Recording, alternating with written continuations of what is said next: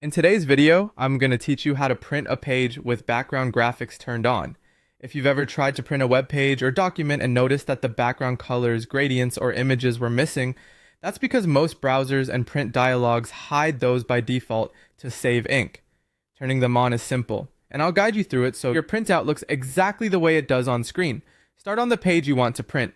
Move your mouse to an empty area of the page and right-click. It's best to avoid right-clicking directly on images, videos, or links, since those can open a different menu. If you do get a menu that doesn't look like the standard page menu, just click elsewhere on the page and try again. From the menu that appears, click on Print. This opens the Print Preview window. You should now see a preview of your page on the right and settings on the left. Give it a second to load fully, especially if the page is long or has a lot of images. The preview is your friend here. It updates in real time, so you can immediately see the effect of any setting you change.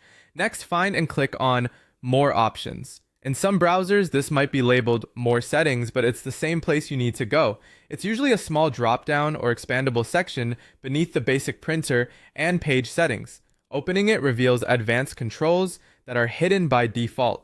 Inside More Options, look for a setting called Background Graphics. Depending on your browser, it might also be called Background Colors and Images. Check that box or toggle it on. As soon as you enable it, watch the preview update. You should now see page backgrounds, shading, logos, and other design elements that weren't visible before.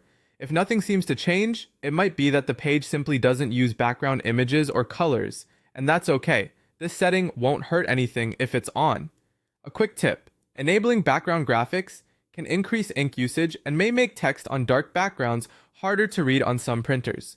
If your goal is an exact visual match, leave it on. If you're printing a draft, you might prefer it off. Also, keep an eye on the scale and margins in the preview. You don't need to change them for this task, but they can help prevent any content from getting cut off. That's it. With background graphics enabled in the preview, you're set to produce a print that matches the design you see on screen.